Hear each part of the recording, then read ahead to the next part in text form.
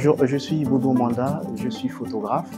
Et je suis ici à Pointe-Noire pour une exposition du ciel des saisons de l'un des projets que j'ai à réaliser en 2020.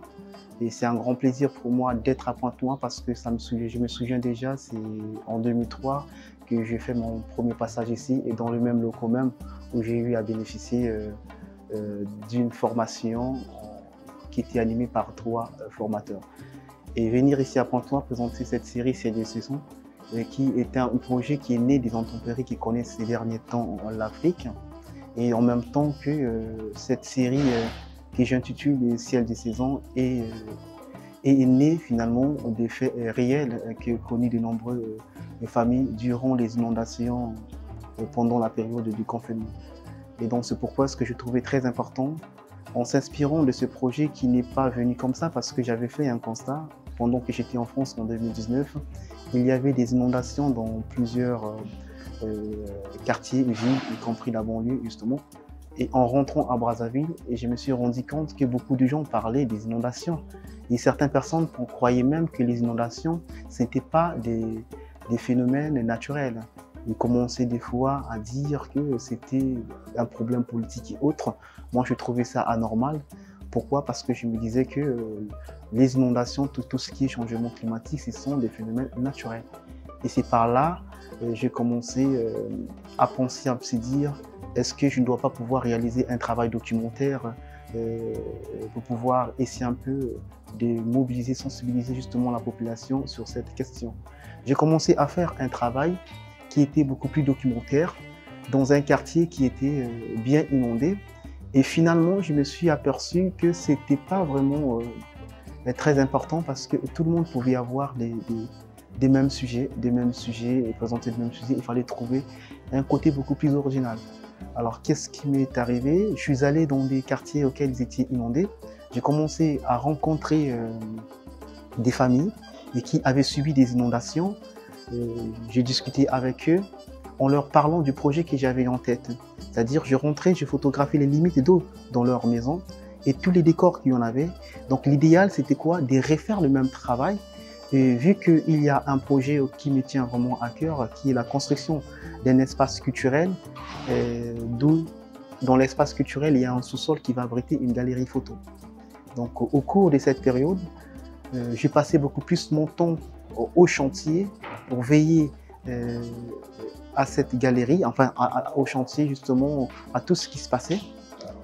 Ce qui était le plus important, qui a attiré plus mon attention, c'est du fait que la galerie des 160 mètres carrés était inondée par des eaux de pluie.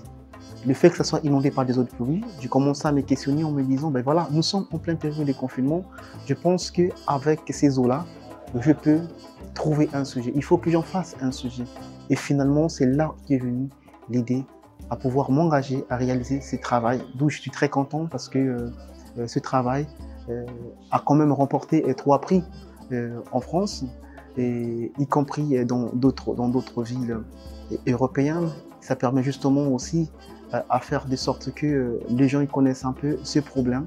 Vu que d'ailleurs aujourd'hui, si on parle de l'actualité, nous avions des montées d'eau aujourd'hui à Brazzaville. Bon, je ne sais pas s'il y a Pointe-Noire aussi, il y a ces genres d'inondations, mais en tout cas dans plusieurs villes de l'Afrique, aujourd'hui on parle beaucoup des inondations. En tant que photographe, je me suis dit qu'il était quand même intéressant de pouvoir réaliser un travail photographique, d'où auquel j'ai intitulé le travail des ciels des saisons. Et dans cette série de photos, peut-être que je pourrais vous parler de quelques 2, 3, 4 photos qui pourraient être intéressantes pour moi. La photo qui a attiré beaucoup plus mon attention, c'est la grande photo auquel on voit le monsieur Mukarata qui regarde juste au ciel avec 2 enfants. Et c'est là vraiment qui a attiré plus mon attention, d'où même j'ai intitulé le projet Ciel des saisons, parce que lorsque j'ai rencontré ces populations, ces personnes, je leur posais la question de savoir, lorsqu'il y a des inondations, surtout la nuit, quel est votre comportement? Est-ce que vous restez dans la maison, vous êtes dehors? Et tout le monde commençait à me répondre en me disant, ben, lorsqu'il y a des tempêtes et autres, personne ne reste à la maison. Tous, on est dehors, en train de regarder le ciel. Et finalement, en me parlant de la sorte, je me suis dit qu'il fallait trouver un titre qui avait vraiment un lien avec cette question du changement climatique, sur les inondations. Et là, j'ai pensé pouvoir titrer les projets du ciel des saisons.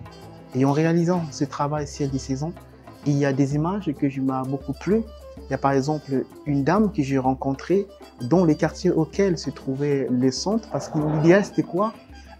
Aller voir ces personnes, discuter avec eux, proposer-leur s'ils étaient d'accord à postuler, à participer à ces projets aussi importants que moi pour permettre à mieux communiquer avec d'autres personnes.